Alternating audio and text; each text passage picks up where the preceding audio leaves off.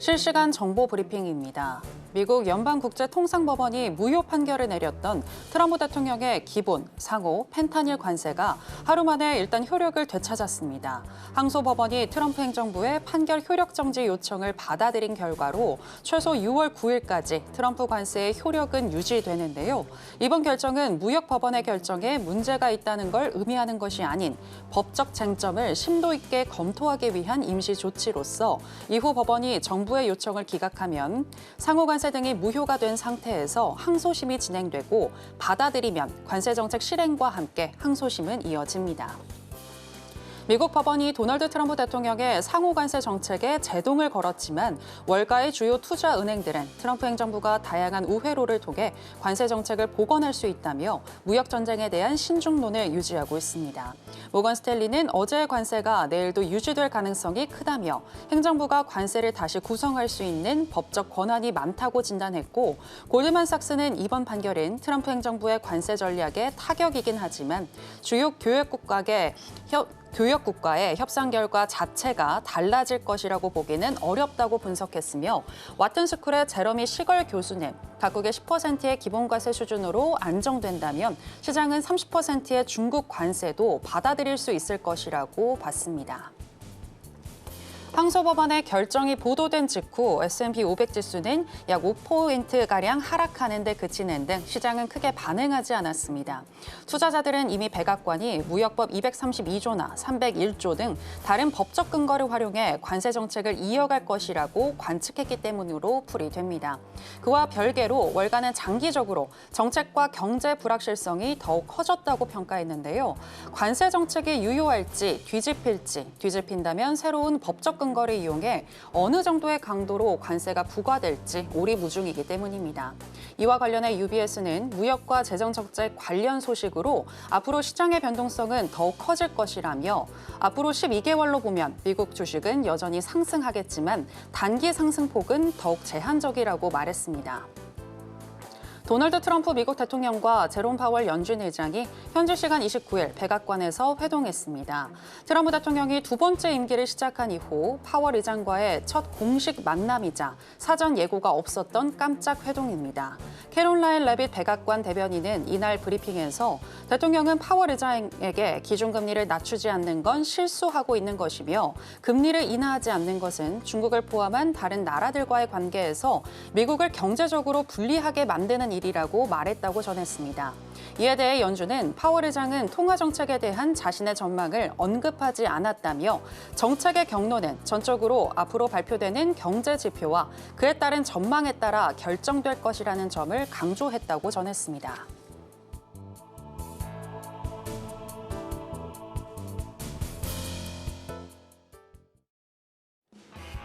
지금은 해선시대, 해외 선물 상황을 가장 빠르게 알려드리는 시간 해선시대 정유현입니다. 트럼프 대통령의 관세 정책이 무효라는 판결이 하루 만에 완전히 뒤집혔습니다. 항소법원이 관세 무효 판결의 집행을 일시 중단했고 또 백악관 참모진들이 다른 방식으로 관세를 부과할 수 있다는 점을 시사하면서 어제 뉴욕의 3대 지수 전강 후약의 모습을 보여줬고 현재 불확실성이 가득한 모습인데요. 그리고 오늘 같은 경우에는 트럼프 대통령이 중국이 무역 합의를 완전히 위반했다며 강력히 비판하자 현재 위험자산 선호 심리는 더욱더 위축된 모습 보여지고 있습니다. 오늘 뉴욕의 3대 지수 모두 다 하락으로 출발했는데요. 앞으로 미국 시장 어떻게 흘러갈 수 있을지 전망해 보겠습니다. 그럼 본격적인 시작 전에 주요 경제 지표부터 만나보고 오시죠.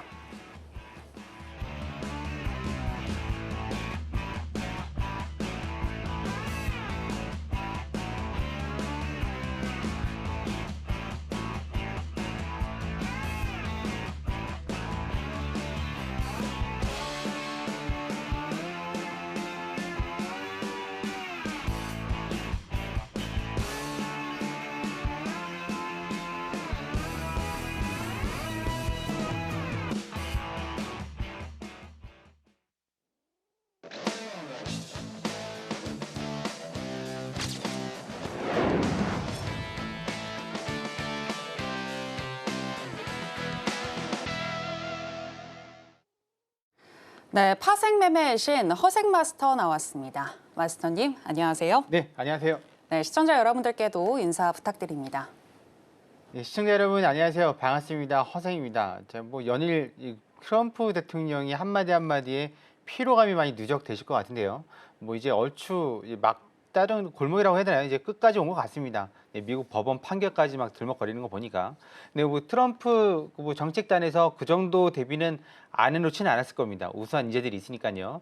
예, 여러분들 그 계속 말씀드리지만 TV 뉴스를 통해서 보시는 건 보시는 거고 우리는 데이 트레이더니까 현재 차트에 집중을 해야 되겠죠. 예, 그래도 정세는 좀 시황은 좀 알아야 뭐라도 해도 할 수 있으니까 전반적으로 이번 주와 다음 주까지 해서 싹 다 정리해 드리고 또 방향도 제시해 드리도록 하겠습니다. 앞으로 1시간 잘 부탁드리겠습니다. 네, 기본적인 분석과 기술적인 분석 둘 다 너무나도 잘 해주시는 우리의 허생 마스터님이신데요. 오늘 1시간 동안 저희와 함께 하시면서 오늘에 대한 매매 그리고 다음 주 매매 어떻게 우리가 전략을 짜야 할지 잘 한번 알아보시면 좋을 것 같고요.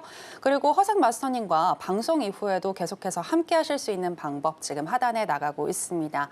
매주 월요일 오전 오후 두 차례에 걸쳐서 무료 공개 방송도 진행을 해주고 계시니까 들어오셔서 또 마스터님께 많은 질문 해주시면 좋겠습니다. 자, 그럼 해선시대 본격적으로 출발해 보겠습니다. 먼저 날짜 선물부터 현재 어떻게 흘러가고 있는지 시세 체크와 더불어서 이슈 점검 그리고 전략까지 챙겨보겠습니다. 네, 날짜 선물 차트 살펴보시겠습니다. 우리 시간으로 오후 9시 10분경 트럼프 대통령이 중국이 무역 합의를 완전히 위반했다며 강력히 비판하자 9시 11분경에는 21,226포인트 선까지 하락하기도 했습니다. 그리고 우리 시간으로 9시 30분 PC 지표가 전반적으로 예상치와 부합하게 나오면서 추가적인 하락은 현재 방어하는 모습인데요. 현재는 약 보합권인 0.3% 정도 하락 중인 21,339포인트 선 지나가고 있습니다. 자, 그러면 나스닥과 관련한 이슈도 이야기 나눠보도록 하겠습니다. 네, 트럼프 대통령의 관세 정책이 무효라는 결정이 하루 만에 뒤집히면서 불확실성이 커진 현재 미국 시장인데요. 앞으로 또 어떻게 흘러갈 수 있을지 전망해 보겠습니다. 마스터님, 일단 네. 오늘은 연준이 또 중요하게 생각하는 물가 지표인 PC 지표가 발표됐는데 네. 사실 PC 지표는 거의 묻힌 것 같고 지금 네. 관세 발언에 따라서도 미국 시장 많이 흔들리고 있는 것 같습니다. 네. 어떻게 보시나요? 일단 그 모든 데이터들은 지금 금리 인하를 해야지 되는 상황인 거죠. 근데 네. 중요한 건 트럼프 대통령이 현재 정신 나간 정책 기조 때문에 네, 그 모든 데이터들이 흔들리고 있고 많이들 거기 불안해하고 있습니다.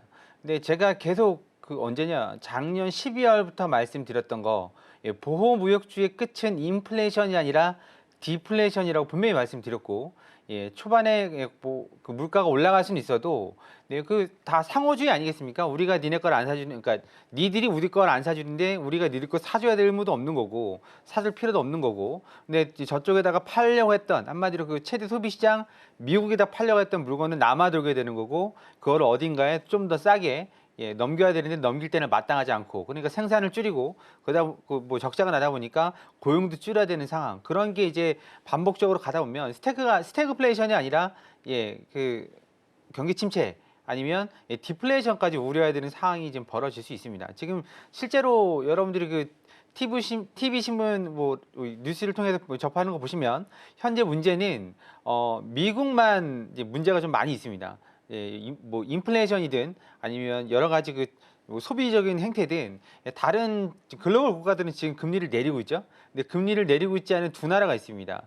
첫 번째는 일본이고 두 번째는 미국입니다. 미국은 내리고 싶어도 내릴 수가 없는 상황이죠. 이게 뭐 관세가 그동안 뭐 몇십 년 동안 계속해서 자연스럽게 나왔던 게 아니지 않습니까? 트럼프 대통령이 1기 때도 들고 나왔고 2기 때도 들고 나왔는데 1기 때는 그나마 좀 막는 세력들 한마디로 민주당에서 또 같은 공화당에서도 그런 부분들을 좀 시끄러워 막 이런 식으로 묻었다면 2기 때는 강력하게 돌아와서 이건 뭐 민주당조차도 동의할 수 없는 상황을 만들어 놓으니까 내 맘대로 관세가 돼서 문제가 됐던 건데 이런 부분들 뭐 지금 TV 통해서 야 이거 그럼 어떻게 되는 거냐라고 우려하실 만한 사항은 아닌 것 같고 이 사항들은 분명히 정리가 될 겁니다. 네, 어떻게 해서든지 뭐 뉴스 통해서 들으셨죠? 만약에 이게 법원에서 무효 판결이 나면 다른 법안, 그러니까 다른 그 법률적인 근거로 해서 관세를 계속 들이밀 거라고. 어쩔 수 없는 상황이고 이 상황 극복되기 위해서는 모두가 다 뭐 평온해지는 그런 상황밖에 없는 거죠. 근데 문제는 이제 트럼프가 하루라도 좀 가만히 있어야 되는데 단 하루도 가만히 있지 않는 그런 상황이 연출되다 보니까 오히려 트럼프가 조용하면 이상한 그런 지금 상황이 4월, 5월 계속 연속되고 있으니까요. 우리들도 참 많이 피곤합니다. 그래도 네, 궁극적으로 방향은 우상향할 것 저는 보입니다. 이미 바닥은 찍은 걸로 보이고 뭐 더블 딥을 찍니 어쩌니 막 그런 말을 하는 것 같은데 중요한 게 하나 있다면 중요한 게 있다고 말씀드렸죠. 기업들의 펀더멘탈 한마디로 기업들이 매출을 계속 내고 있는데 그 상황에서 매출이 줄어들 뿐이지 약간 그 관세 부분 아니면 그런 우려 섞인 부분으로 줄어들 뿐이지 그게 마이너스로 지금 되고 있는 상황이 아니기 때문에 기업들의 실적 기반에서 움직이는 나스닥이나 S&P 미 증시 같은 경우에는 여전히 좀 강보 합세를 좀 유지하지 않을까 그렇게 보고 있습니다. 그래서 지금 관세 부분 가지고 여러 가지로 막 말들이 많은데 그냥 그런갑다 생각하시면 될 것 같고요. 오늘 나온 그 좀 지표들도 좀 보도록 하겠습니다. 네. 자, 오늘 나온 지표들 보면 우리가 지금 봐야 될 게 여기 보시면 YOY라고 적혀 있는 게 있는데요. YOY는 Year over Year죠. 전년 대비입니다. MOM은 month죠. 지난달 대비. 우리가 봐야 될 건 YOY입니다. YOY.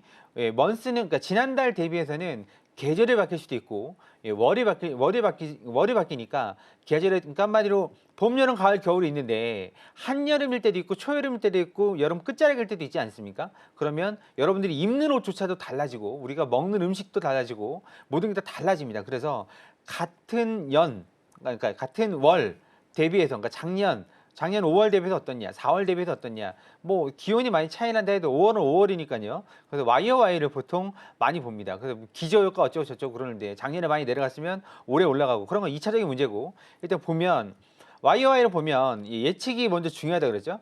시장에서 왜냐면 예측치대로 판이 짜져 있기 때문에 예측보다 올라가느냐 아니면 내려가느냐 이게 1차적인 문제입니다. 네, 그러니까 이전 데이터보다 예측이 우선입니다. 이미 예측으로 시장은 반영이 돼 있어요. 그러니까 한마디로 2.7이었는데 이전이 2.5가 됐으면 시장에서 마켓에서 환영을 하고 거기에 맞게끔 뭐 증시가 올라가든 내려가든 어느 정도 조정이 된 상태에서 실제 데이터 발표가 예측치에 많이 어긋나 그 서프라이즈가 나온다, 그러니까 높게 나온다, 아니면 쇼크가 나온다. 거기에 따라서 또 다시 한번 움직이는 걸 볼 수가 있는 거죠. 그래서 보시면 근원, 식품과 에너지를 뺀 부분은 2.5로 동일합니다. 이건 뭐 별반응 없는데 중요한 건 이거죠. 개인 소비 지출. 그냥 일반적인 소비 지출 같은 경우에는 YOY가 여기 있죠. 여기 보시면 줄었습니다. 이 준 게 어느 정도냐면 지금 우리가 코로나 팬데믹 이후로 PC를 본 것 중에 가장 낮은 수치 중에 하나입니다. 지금 가장 낮은 수치 중에 하나인지 가장 낮은 수치인지 제가 아까 데이터를 보고 들어왔는데 저는 이제 여기 방송 준비하다 보면 여기 있죠. 네, 보면 지금 데이터를 보시면 이게 2022년 그 아주 살인적인 인플레이션부터 쭉 내려와서 지금 계속 내려가고 있죠. 내려가고 있는 겁니다. 그러면 연준이 지금 요구하는 게 PC이고 물가 상승률 2%를 요구하는데 제가 말씀드렸다시피 2%에 딱 맞춰서 그래 2%야 이제부터 내릴게 라고 할 수가 없다 그랬죠. 왜냐면 가속도 이제 내려가는 속도가 있다 보니까 2%를 보고 금리를 내리면 실질적으로 시장에서 반응이 오는 건 2%가 아니라 1.8, 1.9 막 이럴 때 금리가 인하되는 효과가 있기 때문에 사실상 지금 데이터로만 보면 무조건 내려야 되는 겁니다. 근데 못 내리고 있는 이유는 미국을 제외한 나머지 국가들의 물가들은 어느 정도 잡혀 있는데 미국은 불확실하죠. 불확실합니다. 당장 뭐 계란 가격도 그렇고 여러분들이 뭐 알고 계시는 여러 가지 소비품 중국 제조다. 메이드 인 차이나입니다. 80%, 90%, 뭐 작게는 70%그 정도가 메이드 인 차이나고 우리나라도 많이 있습니다. 네, 메이드 인 차이나가 그렇죠. 네, 그래서 그 메이드 인 차이나가 어느 정도 여파를 미칠지 그 부분이 이제 가늠이 안 돼 있으니까 뭐 다른 나라 둘째치고 중국이랑도 뭐 중국이랑만이라도 잘 지낸다면 물가 상승률은 얼추 예상을 할 수가 있는 건데 이거는 수입을 제일 많이 하는 중국계 지금 예상이 안 되니까 어떻게 할 수가 없는 겁니다. 파월 의장도 속된 말로 곤조가 있지. 지금 그러니까 트럼프 대통령이 좀 조용하게 은밀하게 좀 얘기를 했으면 파월 의장이 그 말을 귀 기울일 수도 있겠죠. 하지만 대놓고 막 그렇게 얘기하면 여러분도 힘들지 않겠습니까? 상식적으로 생각했을 때 왜 안 내리냐? 너 때문에 지금 파탄나게 생겼어. 막 이런 식으로 쪼아버리면 내릴게요. 이럴 수도 없는 거 아니겠습니까? 그러니까 지금 여러 가지로 파월 의장도 복잡할 것 같습니다. 임기는 내년까지고. 그래서 지금 일단 모든 베이스는 금리를 충분히 내릴 수, 우리나라도 내렸잖아요. 내려야만 되는, 내릴 수 있는 베이스를 깔고 있는데 단 하나 그 관세 부분 때문에 힘들다. 네, 그거 좀 지켜봐야 된다. 왜냐면 4월 달에 지금 데이터들이 5월 달에 나온 거니까요. 근데 중요한 건 지금이 아니죠. 5월 달 데이터하고 6월 달 데이터, 한마디로 6월, 7월 데이터가 중요한 겁니다. 네, 그거는 지금 이번 달 초에도 말씀드렸고 4월 달에 시작을 했지만 그게 3월 달에 시작을 했지만 4월, 5월 때 그러니까 미리 사재기 한 게 있기 때문에 4월, 5월 데이터가 중요한 거죠. 그래서 4월, 5월 데이터가 크게 문제가 없다면 그 아니 금리 부분은 인하될 거라고 보고 있기 때문에 패드워치에서도 그 부분을 반영을 하고 있는 걸로 보여집니다. 그래서 우리가 지금 금리 인하는 얼추 예상이 되어 있는데 트럼프 정부에서 미친 짓만 하지 않는다면 진짜로 관세를 막 30%씩 때리고 막 그렇게 해서 유지하지 않는다면 그 나올 때마다 제가 뻥카라고 말씀드렸고 이건 제 얘기가 아니라 경제학자들 얘기라고 말씀드렸고 그 원인은 더 낮아질 수밖에 없는 상황이고 네, 그 트럼프가 원하죠. 그거를 원하고 있습니다. 이 얘기도 작년 11월부터 계속 해드린 겁니다. 60달러 초 중반, 심지어는 60달러 밑으로 내려갈 수 있다. 근데 우리가 우리 그 생활환경을 구성하는 7, 80%가 다 석유화학 제품이니까요. 원유 가격이 낮아지면 당연히 우리 생필품, 소비품들도 가격도 낮아지겠죠. 하지만 거기 관세가 얹히면 얘기가 달라지는 거니까 오히려 인플레이션보다는 디플레이션을 좀 우려해야 되는 상황이 아닌가. 그렇게 경제학자들은 보고 있고 애널리스트들은 그래서 그 부분이 마진을 깎아 먹으니까 트럼프가 니들이 좀 떠나라고 얘기하고 있잖아요. 야, 그 좀 이익 많이 났으니까 좀 올라가는 부분은 니들이 좀 떠나. 떠안는 것도 하루 이틀이지. 뭐 5개월, 6개월 떠안을 수는 없는 거 아니겠습니까? 그래서 그 안에 다 마무리가 되고 여러분들이 좀 걱정 없이 이렇게 하실 수 있지 않을까. 지금 급한 건 트럼프입니다. 뭐냐면 3월 달부터 속된 말로 설레발을 쳤잖아요. 근데 지금 도장 찍은 데가 한 군데도 없습니다. 그리고 말 잘 듣는 일본도 자동차는 빼주세요 형님 내가 그렇게 계속 그러고 있고 미국은 안 돼. 그렇게 하고 있고 근데 그 또 인도도 마찬가지죠. 인도도 그렇고 지금 중국이나 영국이나 관세가 같죠. 펜타닐 빼면 똑같습니다. 10%. 그런데 우리가 딱 보기에도 야 뭐 적대국 중국도 10%면 10% 넘으면 좀 이건 아니지 않냐? 10% 최대 관세는 10%로 보고 있는 건데요. 그 정도면 경제학적으로 크게 부담이 되지 않는 상황이니까 10% 내외도 아니고 10% 이내에서 모든 게 다 마무리된다면 이 사안들이 다 깔끔하게 정리가 될 것 같고 그게 중반기 그러니까 지금 2분기죠? 3분기 안에 다 마무리가 될 걸로 지금 보여지고 있는데요. 시장에서는 일단 그렇게 보고 있는데 트럼프 대통령이 나는 그래도 관심 받고 싶어. 그러면 올 말까지 갈 것 같고 올해 말까지 갈 것 같지는 않습니다. 왜냐하면 지금 여러 문제로 막 시끄럽거든요. 당장 다음 달, 다다음 달 지금 마트에 매대라고 그러죠. 매대 물건들도 뭐 물론 이제 유예하긴 했지만 그런 부분들 또 이제 사재기 하지 않는 이상은 앞으로 매대 물건이 없을 걸로 보여지고 있습니다. 그래서 너무 많이 걱정하지 않으셔도 된다. 순리대로 흘러가고 아무리 뭐 이상하게 엄포 뻥카를 치더라도 10% 이상 올라가기 쉽지 않다. 경제학자들이 말하는 건 진짜 많이 때리면 20%까지 때릴 수 있는 건데 그러니까 중국 관세가 20%였던 거죠. 이거는 40% 50%는 뭐 무역하지 말자는 거다. 뭐 그 정도로 말하고 있으니까 너무 크게 걱정하지 않으셔도 되고 만약 그런 시향들이 궁금하시면 매주 월요일마다 공개 방송하고 있습니다. 온라인에서. 그래서 온라인 공개 방송 오셔서 아침에 항생, 저녁에 나스닥 하고 있으니까 그런 부분들 물어보시면 제가 지금 해전 시대는 짧은 시간이니까 그 충분히 설명을 드리도록 하겠습니다. 나스닥은 이제 첫 번째 질문 이렇게 해서 마무리하도록 하겠습니다. 네, 관세로 인한 물가 불확실성 때문에 현재 쉽사리 금리 인하를 하지 못하고 있는 미국인데요. 하지만 순리대로 흘러갈 테니 너무 걱정하지는 말자라고 얘기를 해주셨고요. 우리 투자자들 입장에서는 트럼프발 관세 정책에 의한 변동성에 너무 일희일비하지 말자라는 말도 전해주셨습니다. 그렇다면 결국에는 우리가 기술적인 분석을 통해서 매일매일의 타점을 한번 잡아보시면 될 것 같은데요. 기술적인 분석으로 들어가 보겠습니다. 먼저 investing.com에 따르면 현재 나스닥 선물 기술적으로 어떻게 분석하고 있는지 보여드리겠습니다. 일간 기준으로는 적극 매수 사인을 주고 있는데요. 12개 지표들 중에서 8개의 지표가 매수를 가리키고 있고요. 시간당으로 해서 봤을 때는 4개의 지표들 스토캐스틱 RSI, CCI, ROC, 브랜베어 파워 이렇게 4개의 지표가 매도를 가리키고 있습니다. 마스터님의 의견도 팻말을 통해서 알아보겠습니다. 마스터님 네. 팻말 준비해 주시고요. 네. 가겠습니다. 하나, 둘, 셋, 빠밤. 매수 사인 주셨습니다. 네. 네, 마스터님 왜 매수일까요? 뭐 다들 아시지 않습니까? 오늘 지표 잘 나왔고 트럼프 말 한마디 그것도 뭐 계속 번복하고 있고 거기에 시장이 좀 무덤덤해진 것 같습니다. 예전에 네. 비해서는 예전에 한마디 하면 진짜 밑으로 날아갔거든요. 제가 우리 공부방에 계신 분들한테 말씀드린 건 트럼프 대통령이 한마디 하면 나락을 가더라도 돌아온다. 돌아온다. 하지만 바이든 대통령이 말을 하면 안 돌아온다. 한동안 안 돌아온다.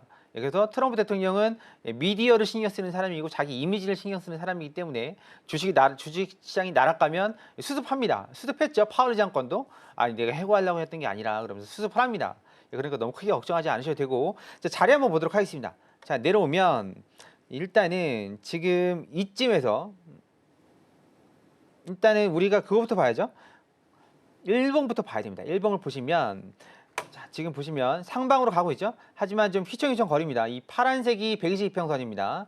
120평선 수시로 찍고 있는데 지금 찍는 120평선은 큰 의미가 없습니다. 왜냐하면 이 완전한 정배를 갖추지 않았거든요. 네, 5, 20, 60, 120 이게 완전한 정배열이죠. 하지만 녹색이 122평선, 녹색이 62평선인데 밑에 있습니다. 한마디로 치고 올라와야 되는 거고 지금은 122평선 그리고 22평선이 한 개 겹쳐져 있습니다. 수시로 왔다 갔다 할 수 있습니다. 한마디로 2만 1000선을 수시로 왔다 갔다 할 수 있다는 얘기고요.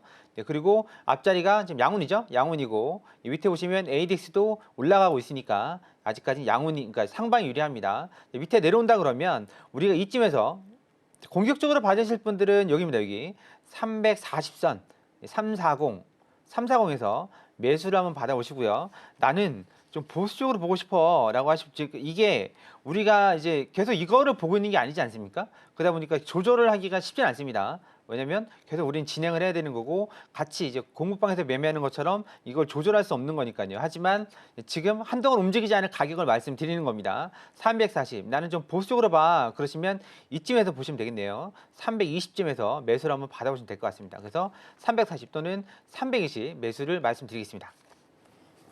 네, 현재 시점에서 공격적인 매수 포인트는 21,340포인트, 그리고 보수적으로는 21,320포인트에서 매수를 받아보시는 게 좋겠다라는 의견 전해주셨습니다. 이렇게 들으신 대로 전략과 함께 왜 이 전략을 제시하시는지 기본적으로 기술적으로 다 잘 풀어주시는 우리의 허생 마스터님이신데요. 마스터님과 함께 공부하실 수 있는 방법 저희가 더 큰 화면으로 준비했습니다. 만나보실까요?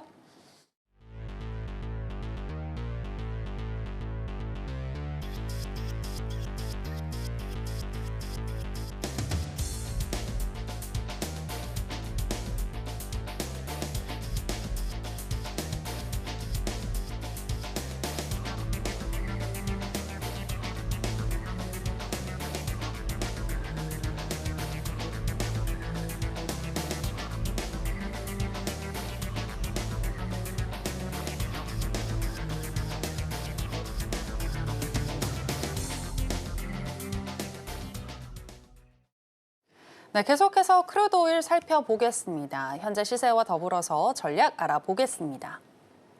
크루드 오일 선물 차트 만나보시겠습니다. 새벽에 발표된 원유 재고가 예상과 달리 큰 폭으로 감소했지만 오펙 플러스의 추가 증산 가능성과 미국 관세 관련 소송의 불확실성, 또 미중 무역 분쟁 재점화 가능성에 하방 압력을 막기에는 오늘 부족한 모습인데요. 우리 시간으로 9시 48분경에는 59.98달러 선까지 터치를 하면서 60달러를 깨기도 했고요. 그 이후에는 횡보하는 흐름 나타나면서 현재는 0.72% 정도 하락 중인 60.50달러 선 지나가고 있습니다. 자, 그러면 전략도 챙겨보겠습니다. 네, 먼저 인베스팅닷컴에 따르면 크루드 오일 기술적으로 어떻게 분석하고 있는지 보여드리겠습니다. 일간 기준으로는 적극 매도 사인을 주고 있는데요. 12개 지표들 중에서 8개의 지표가 매도를 가리키고 있고요. 시간당으로 해서 봤을 때에는 MACD와 ADX, ROC와 브랜베어 파워까지 총 4개의 지표가 매도를 가리키고 있습니다. 자, 그렇다면 바로 전략도 확인해 보겠습니다. 마스터님 팻말 준비해 주시고요. 네. 가겠습니다. 하나, 둘, 셋. 빠밤. 매도 사인 주셨습니다. 네, 왜 매도일까요? 차트가 그렇게 생겨 먹었습니다. 네. 자, 차트 보도록 하겠습니다. 네. 자, 일봉 차트부터 보도록 하겠습니다. 자, 5일 지금 앞자리가 의문이죠. 그리고 앞서 말씀드렸지만 62평선 한번 왔다 갈 수 있다고 말씀드렸습니다. 왔다 갔고 의문 상단. 네, 왔다 갔습니다. 네, 그리고 오늘도 역시 지금 보시면 네, 여기가 5일 이평선 14, 61.14, 10일 이평선 46 예, 몰려 있죠. 그리고 20이평선이 60.72 이렇게 몰려 있습니다. 지금 이 자리죠. 2존입니다. 2존. 그러면 올라온다 그러면 많이 올라온다 그러면 요 자리까지 어떻게 보여드렸던 62평선 요 자리까지 올라올 수가 있습니다. 이 자리가 대충 63달러 정도 되겠네요. 많이 올라오면. 예, 그렇지만 그렇지는 못할 것 같습니다. 63달러를 쉽게 올 것 같지는 않고 자 일단 좀 디테일하게 보도록 하죠. 우리가 보고 있는 차트는 960틱입니다. 보통은 900틱을 보고 있는데요. 이제 많은 분들이 이제 여러분들께서 해선 시대를 보시는 분들께서 어느 정도 레벨의 트레이더 분들인지 모르니까 좀 보수적으로 보려고 900이 아니라 960을 지금 보고 있는 겁니다. 우리 공부방에서는 보통 900을 보고 있습니다. 왜냐하면 실시간으로 대응이 가능하니까 보수적으로 보고 있다는 거 알아주시고 자 올라온다 그러면 음운 상단이죠. 이쯤입니다. 이쯤 960T 음운 상단 현재는 61달러 정도가 되겠네요. 60.95달러가 되는데 중요한 게 있습니다. 뭐가 중요하냐면 현재는 60.95인데 잘 보셔야 됩니다. 여기서 현재 기준으로 여기 봉이 이렇게 올라온다 그러면 음운 상단이 60.95죠. 하지만 이렇게 바로 못 올라오고 옆으로 캔들을 만들면서 이쪽으로 올라온다 그러면 음운 상단이 바뀌죠. 바뀝니다. 이렇게 된다 그러면 여기가 됩니다. 여기 이 자리가 되겠죠. 이 자리 60.85 10틱 차이가 납니다. 10틱 차이가 뭐 대수냐? 잡고 못 잡고 차이가 납니다. 한두 틱도 아니고 10틱이면 뭐 땡겨 잡으시죠. 이거 땡겨 잡을 만한 숫자는 아니죠. 네, 그리고 이렇게 그냥 그대로 올라온다 그러면 60.25, 60.20 정도 되겠네. 20, 61.20 이 정도가 될 것 같습니다. 그래서 지금 봉이 지금 바로 올라온다. 그럼 60.95. 난 그런 거 모르겠어. 그럼 60.85부터 받기 시작하시면 됩니다. 그래서 공격적으로 받으실 분들은 60.85. 난 좀 보수적으로 봐. 그럼 61.20에서 매도를 보시면 될 것 같습니다. 그리고 오일이 많이 올라오면 63달러까지 올라올 수 있으니까 오일 뭐 집값게 가봤자 얼마나 가겠어라고 할 수 있겠지만 이게 61.20하고 예를 들어서 63하고는 1.8포인트 정도 차이가 나죠. 1.8이면 180틱입니다. 180틱이면 현재 환율로 따졌을 때 약 200만 원 정도 차이가 나는 건데 굳이 200만 원을 견디셔야 될 이유는 없는 거죠. 네, 너무 만만하게 보지 마세요. 그 200만 원이 1000만 원이 되고 2000만 원이 될 수 있습니다. 내가 수익을 진짜 내고 싶다면 손실이 나는 그 폭부터 줄여야 되는 거고요. 손실이 나는 폭을 줄이려면 여러분들이 흐름을 제대로 알아야 되고 흐름을 제대로 알려면 많은 트레이딩 아니면 많은 트레이딩을 해본 사람 아니면 그런 것들을 보여줄 수 있는 사람, 보여주는 사람을 통해서 계속 같이 연습을 해야 되는 거죠. 그래서 무료 공개 방송에서 그런 부분들을 같이 하고 있습니다. 그러니까 내가 이거 이렇게 해서 물타기에서 나오면 되지. 이제껏 여러분들 계좌가 박살난 이유가 물타기에서 나오면 되지 그 생각 때문에 아니라게 내가 200만 원 벌고 10만 원 더 채우려다가 아니면 뭐 90만 원 벌고 10만 원 더 채우려다가 200만 원, 300만 원, 500만 원이 깨진 이유가 바로 그거죠. 너무 안일하게 순간적으로. 그래서 손절 좀 칼같이 거시고 하시면 여러분들이 나중에 한 번 더 기회를 받을 수가 있는 거죠. 나중에 저도 이제 속된 말로 좀 암울한 시기가 있었는데요. 그때 진짜 조금만한 총알 한 방만 있었으면 이걸 먹을 수 있겠다. 대충 들어가도 먹을 수 있겠다. 그런 장이 옵니다. 진짜 옵니다. 그런데 내가 그 시간에 눈은 뜨고 있었으나 총알이 없는 경우, CD가 없는 경우 피눈물 납니다. 그런 경우를 방지하시려면 절대 버티기 하시고 손실로 막 오버나잇 하시고 그러지 마세요. 네, 그러지 마시고 꼭 내가 기준을 정하고 거기에 맞게끔 매매를 하셔야 됩니다. 네, 그런 부분들은 무료 공개 방송이나 공부방에서 안내를 해드리고 있으니까 참고하시면서 매매하시면 되실 것 같습니다. 네, 이렇게 해서 마무리하겠습니다. 네, 본인의 기준을 항상 정하고 손절을 걸고 매매하자라는 부분 짚어주셨고요. 오늘 같은 경우는 960틱 기준으로 일목균형표상 음운 상단에서 매도하는 전략을 주셨습니다. 이렇게 차트가 계속해서 바뀔 수 있기 때문에 그때그때마다 타점이 달라질 수가 있는데 그 확인하는 매매 더 궁금하시다면 우리 허생 마스터님과 함께 해보시면 될 것 같고요. 계속해서 금 선물로 넘어가겠습니다. 현재 시세와 더불어서 전략 체크해 보겠습니다. 네, 금 선물 차트 만나보시겠습니다. 어제 발표된 지표들이 경기 둔화 우려를 키웠고 관세 불확실성 속에서 금에 대한 수요도 어제 높았는데요. 하지만 오늘은 다시금 차익 실현 물량이 나오는 모습입니다. 우리 시간으로 11시 2분경에는 3,294달러 선까지 떨어지기도 했고요. 현재 1% 넘게 하락 중에 있습니다. 1.11% 정도 하락 중인 3,307달러 선 지나가고 있습니다. 자, 그럼 바로 전략도 체크해 보겠습니다. 네, 먼저 investing.com에 따르면 금 선물 기술적으로 어떻게 분석하고 있는지 살펴드리겠습니다. 일간 기준으로는 적극 매수 사인을 주고 있는데요. 12개 지표들 중에서 6개의 지표가 매수를 가리키고 있고요. 시간당으로 해서 봤을 때는 MACD와 ADX, 윌리엄스R, ROC까지 총 4개의 지표가 매도를 가리키고 있습니다. 마스터님의 의견도 확인해 보겠습니다. 마스터님, 펜말 네. 준비해 주시고요. 하나, 둘, 셋. 빠밤 매도 사인 주셨습니다. 네. 네, 좀 살펴보시더니 바로 매도를 드시는 것 같더라고요. 네, 이유가 맞습니다. 뭘까요? 일단은 차트가 그렇게 말해주고 있습니다. 네, 그냥 감정 배제하고 올라갈 것 같아도 내가 차트대로 하시는 게 답인 것 같더라고요. 네. 네, 일단 차트부터 보도록 하겠습니다. 네. 자, 일단 중장기 포지션은 현재 매수죠. 이 앞자리가 양운이고 들렸습니다. 하지만 이게 여러분들이 제가 지난번에 나와서 말씀드린 게 골드에서 돈이 빠져야 코인도 오르고 주식도 오른다. 그렇게 말씀드렸습니다. 왜냐면 지금 돈이 여기저기 다 피해서 중국 아니면 신흥국, 유럽 갔다가 이제 골드로도 가서 골드가 올라간 이유가 골드를 여러분들이 뭐 아시다시피 주얼리 골드를 갖고 싶어서 올라간 게 아니죠. 갈 데가 없으니까 올라간 건데 이제 갈 데가 생겼죠. 갈 데가 어디죠? 미증시죠. 미증시로 갈 데가 생겼습니다. 그럼 빼야죠. 그러면 가끔 그러신 분이 계십니다. 뭐 디커플링, 커플링 막 그게 아니라 지금 현재 상황으로 봤을 때는 골드에서 돈 좀 빠져야 됩니다. 한마디로 내가 원래는 골드에 예를 들면 주식에 내 자산 배분을 20%, 그다음에 골드에 10%, 그럼 채권에 뭐 10% 이렇게 했다 친다면, 뭐 코인에 10% 했다 친다면 지금 미국의 증시에 들어간 20% 중에서 5%나 10%를 지금 골드로 넘긴 상태입니다. 그게 지난 그 증시가 이제 하락할 때 보면 골드만 막 냅다 올랐죠. 그 이유가 괜히 오른 거겠습니까? 네, 여기서 팔아서 넘어간 거죠. 네, 그러면 내 자산을 우리는 개인이니까 내 자산을 100% 올인하겠죠. 하지만 기관들은 절대 올인하지 않습니다. 절대 하늘의 두 쪽이 나도. 그래서 일정 부분을 좀 그 현금 비중을 남겨두고서 지금 이동이 되는 거기 때문에 그렇다고 해서 이게 무작정 골드가 빠져야지만 올라간다는 것도 아니란 얘기죠. 한마디로 자산이란 자산은 금리 인하 시기에 아니면 금리 그 피봇 시대에는 다 같이 올라간다. 하지만 이게 하루에 다 같이 올라가는 경우도 드물게 있지만 서로 주기적으로 순환 매식으로 올라가니까 지금 좀 골드에서 좀 돈이 빠져야 됩니다. 한마디로 미증시가 올라가면 골드가 떨어질 가능성이 크다라는 거고 그렇게 보시면 됩니다. 당분간은. 그러면 지금 차트 보도록 하죠. 차트를 보면 딱 보면 지금 뭐가 보이죠? 여기서 지금 계속 턱걸이 하고 있죠? 이게 이것도 마찬가지로 960T이고요. 이게 그 기준선입니다. 차트 기준선이고요. 차트 기준선에서 지금 턱걸이 하고 있습니다. 턱걸이 하고 올라가고 내려가고. 그럼 올라오면 때려야 되겠죠, 여기서? 때려야 됩니다. 지금 기준으로 본다 그러면 바로 올라올 것 같지 않은데요. 근데 뭐 어떻게 될지 모르는 거니까 증시는 이쯤에서 매도를 쳐보시면 될 것 같습니다. 3228이네요. 3228. 3328. 죄송해요. 3328. 이쯤에서 매도를 쳐보시면 될 것 같고요. 나는 이게 좀 먼 것 같아. 3328이면 어느 정도냐면 한 200틱 정도 올라와야 되는 거니까 만약에 나는 그거보다 좀 더 가까운 거를 원해라고 그러시면 기준선이죠. 일목 기준선입니다. 3314입니다.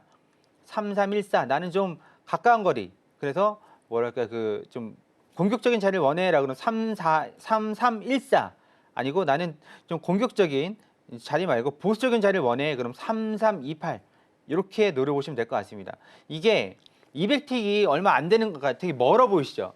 진짜 한번 움직이면 골드가 지금 몇 층 있죠? 33층 있잖아요. 33층에 있는데 이게 움직이면 순식간에 옵니다.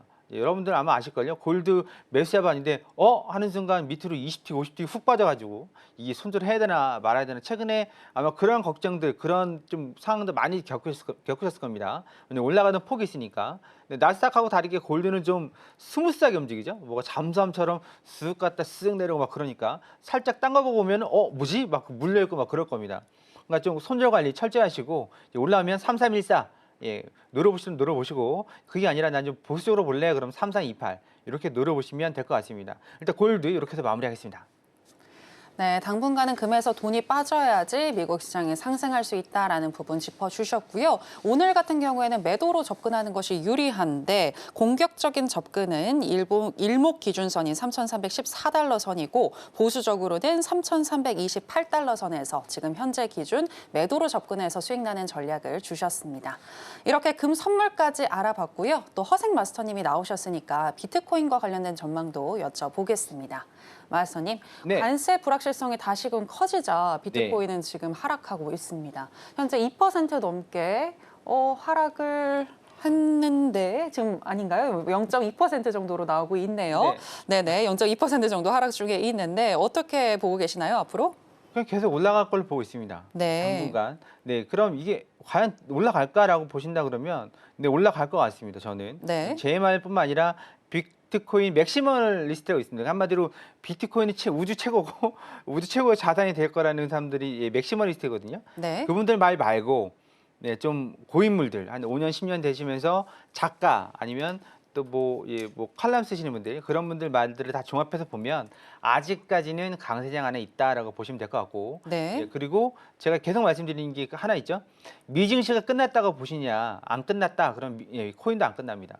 네, 그러니까 미증시가 끝났을 때 끝난다고 볼 때 코인도 끝났다고 볼 수 있는 건데 중요한 건 코인이 먼저 끝나겠죠. 네, 왜냐하면 초위험 자산이니까. 네, 차트 잠깐 볼까요? 네, 뚜껑 연 김에. 네, 지금 여기서 우리가 이때와 제가 언제죠? 4월 중순 정도 여기 저점이 되고 이번에 뚫을 것 같다고 해서 쭉 올라갔습니다. 올라갔는데 이제 이게 추세선을 타고 올라갔단 말이에요. 이 추세선을 타고 올라가고 일목균형표도 앞자리 음운을 쭉 키우면서 일봉이에요. 네, 이렇게 올라갔단 말이죠. 근데 지금 보시면 이게 되게 두껍단 말입니다. 앞자리가 두껍단 말입니다. 한마디로 밑에 있는 게 선행스팬 2인데 52개 캔들의 최저값의 중간값이거든요. 간단하게 얘기하면 52명이 최고값과 최고값의 중간값을 이 정도로 보고 있다는 얘기입니다.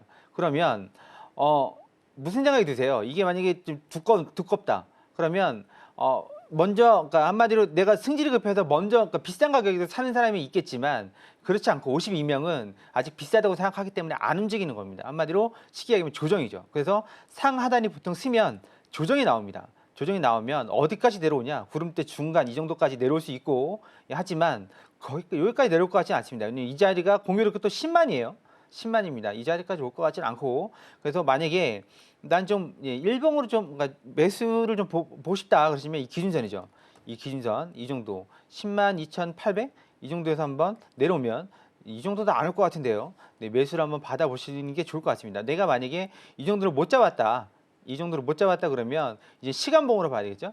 여기는 특봉이 없으니까 여기서 4시간봉 보시고 1시간봉 보시고 추세선 잘 그으시고 지지대 잘 잡으시면 아까 얼마였죠? 10만 이 자리가 2,800. 네. 10만 2,800 정도가 되는 거니까 네, 그 자리에서 뭐 여유 되시는 분들 매수 한번 받아보시고 나는 이런 거 잘 모르겠다 하시는 분들은 잠깐만 이거 일단 기록을 해놔야죠. 그래야 다음에 왔을 때 네, 우리가 또 네, 대화가 되겠죠. 네, 그렇게 해서 이쯤에서 매수를 한번 받아보시고 만약 이건 움직이지 않습니다. 오늘 움직이지 않습니다. 근데 오늘 올 것 같지 않고 당분간도 이 자리는 안 올 것 같습니다. 마스터님 트레이딩 뷰 차트 기준인 거죠? 네, 맞습니다. 트레이딩. 네. 예, 바이낸스 기준입니다. 거래소별로. 네. 거래소별로 기준이니까 네, 이거는 이제 뭐 거래소별로 차이가 나요. 차이가 납니다. 네, 뭐죠? 바이낸스도 있고 여러 거래소가 있습니다. 차이가 날 수밖에 없는 건 증권 거래소처럼 딱 한 군데 CME처럼 국가에서 지정한 것이 아니라 다 사설로 움직이죠. 그러니까 네. 차이가 날 수밖에 없습니다. 그래서 바이낸스 기준으로 이 정도가 됩니다. 예, 우리나라 업비트 기준은 뭔지 모르겠습니다. 이 가격이 네, 제가 업비트 차트를 잘 보질 않아서 네, 그래서 만약 코인 하실 분들이라면 네, 올인하지 마시고 해외 선물에서 돈 벌어서 넘어가시라 그러죠. 예, 코인에다가 큰 자본 투입했다가 3년, 4년, 5년 물려가지고 진짜 큰일 나는 경우도 있습니다. 그거 말고 당장 오늘 벌어서 오늘 쓸 수 있는 해외 선물로 접하셔서 그쪽에 돈을 버셔가지고 내가 좀 돈 번 다음에 이쪽으로 넘기셔도 충분히 돈 벌 수 있으니까 그렇게 좀 보시면 될 것 같습니다. 이렇게 마무리하겠습니다. 네, 바이낸스 기준으로 비트코인은 102,800까지 내려갈 수가 있겠으나 이 선에서 만약 매수를 해보신다면 또 수익을 가져갈 수 있겠다라고 얘기를 해주셨습니다. 이처럼 해외 선물뿐만이 아니라 코인에 대한 지식도 해박하신 우리의 허생 마스터님이신데요. 코인에 대한 전략까지 알아보고 싶다라고 하시는 분들은 마스터님과 함께 해보시면 되겠습니다. 마스터님께 도움을 받을 수 있는 방법 다시 한번 큰 화면으로 만나보겠습니다.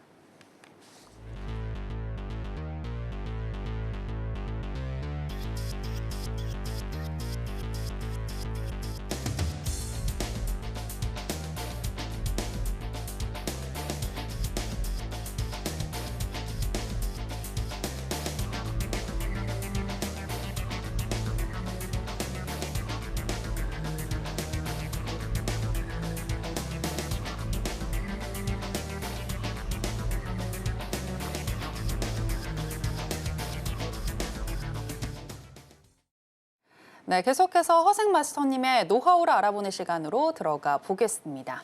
마스터님, 네. 해외 선물을 하실 때 추세 매매하시는 분들 계신 것 같은데 네. 왠지 상승인 것 같아서 들어가면 하락으로 전환한다 뭐 이렇게 얘기하시는 분들 많은 것 같아요. 네.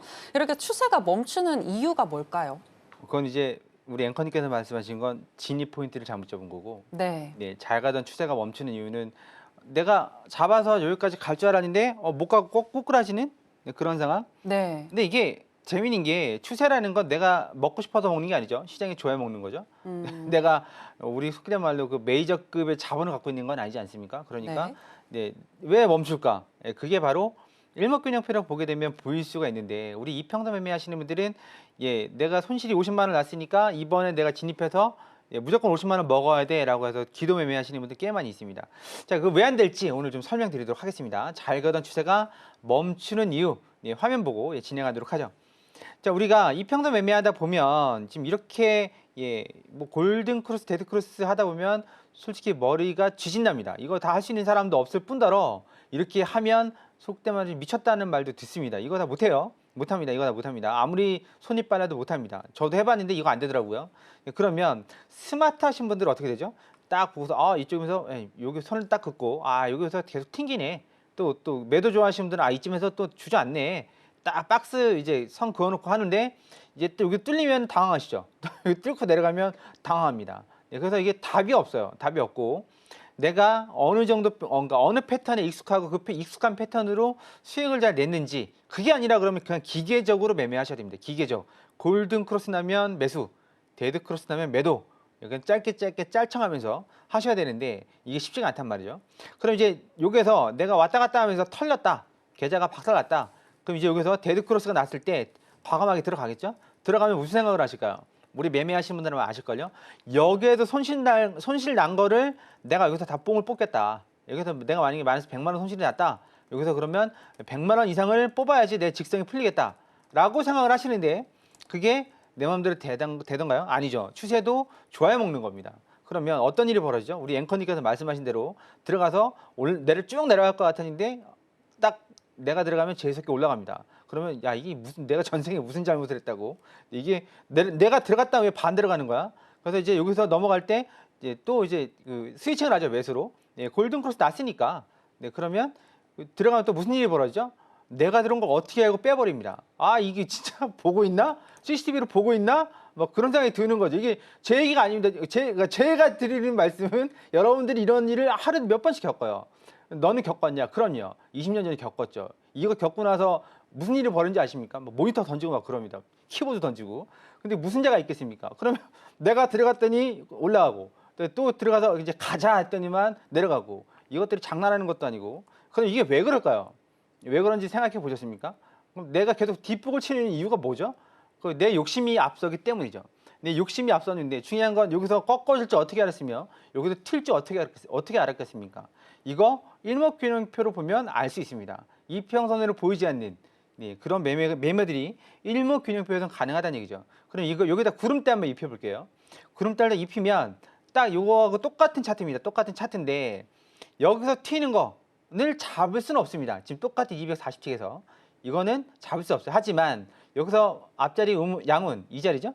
여기서부터 정배열입니다. 정배열 때 매도 치시라고 배우셨어요? 아니잖아요. 정배열 땐 매수 받으라고 배웠고 여기서부터 또 역배열이에요. 이 자리가 이 자리입니다. 그러면 역배열일 때 역배열이 뭐죠? 예, 정배열이 5, 20, 60 이렇게 순차적으로 배열이 되는 거고 역배열은 거꾸로죠. 밑에서 5, 20, 60 이렇게 배열되는 게 역배열이죠. 역배열에서는 매도를 쳐야 되는 거죠. 그러면 여기서부터 우리는 이 구름대 빨간 거 보고 있는데 여기서 굳이 매도 칠 사람이 있습니까? 아니죠. 이 파란 거 보고 있는데 굳이 여기서 막 매수 받고 그럴 사람이 있습니까? 아니란 말이죠. 그러면 앞에 방향키 따라서 움직여도 일목균형표로 충분히 해소를 할 수 있다. 이게 지금 지나고 나니까 여기서 막 튀어 올라가는 것처럼 보이지만 이게 만약에 여기 없고 우리가 이 정도 화면을 보고 있다고 한다면 이거 올라올 때 매도 쳤을 겁니다. 그렇죠? 그렇죠? 또 올라가고 막 그러니까. 하지만 우리는 일목균형표로 여기서 골든 크로스 플랜 A죠. 예, 여기서 또 지지대 이렇게 활용하면 됩니다. 그러면 이 자리는 과연 찾을 수 없을까요? 이 자리는 뭐 세력들이 만든 자리일까요? 아닙니다. 볼게요. 이 자리가 어떤 자리였냐면 이 자리입니다. 900틱. 우리가 아까 말씀드렸죠. 공부방에 계신 분들하고 900틱 차트 본다고. 900틱 양훈 하단입니다. 양훈 하단 당연히 지지가 되겠죠. 차트 기준선 당연히 지지가 되겠죠. 이제 여기까지는 앞자리가 양훈이었습니다. 양훈이었어요. 앞자리가 양훈. 한마디로 정배열인 상태에서 눌렸단 말이죠. 예, 그래서 우리는 이 자리에 무조건 매수 들어가는 거죠. 무조건 매수입니다. 그럼 여기서 왜 꺾였냐? 앞자리가 의문으로 됐어요. 이제 올라가면서 그 의문으로 되면 양훈 상단, 의문 상단에서 매도 쳐야 되는 거죠. 그러니까 결국은 내가 문제가 두 가지가 있었다. 뭐냐면 240틱만 보고 두 손 모아 기도를 했던 게 문제인 거고, 두 번째는 방향성을 제대로 보고 계셨어야 된다. 방향성을 어떻게 봐요? MACD 깔아놨잖아요. 근데 이거 왜 안 봅니까? 여기서부터 매수고 여기서부터 매도인데 여기도 매도죠? 예, 근데 왜 이거 안 보죠? 당연히 안 보이겠지. 손실인데 이게 보이겠어요? 오로지 계좌만 보이지 막 빨간색, 막 파란색, 빨간색, 파란색 막 머리 쥐어 뜯으면서 아마 그러고 계실 겁니다. 그러면 이제 마찬가지로 이 이평선도 900틱을 보시면 예, 이렇게 훅 가는 걸 일정 부분 잡을 수 있습니다. 그래서 말씀드리고 싶은 건 차트를 보실 때 백화점식으로 욕심 버리시고 200틱, 뭐 300틱, 400틱 이렇게 보지 마시고 이렇게 보셔야 되는 건데 거꾸로 여기는 뭐 오일, 여기는 골드, 여기는 나스닥 이거 다 먹겠다고 덤비면 어떻게 되죠? 다 토해냅니다. 그게 아니라 예를 들면 여기는 뭐 240틱, 480틱, 900틱 이렇게 해서 순차적으로 보셔야 차트가 보이는 거지. 여러분들 그러니까 운전할 때 생각해 보세요. 초보 시절에 어디까지 보고 다녔죠? 초보 시절에 본네트까지 보고 다녔습니다. 그렇죠? 앞에 본네트, 그 차 꼭대기, 그 꼬다리 앞에. 근데 시간이 지나면서 어디가 보이죠? 점점 위로 보이는 거죠.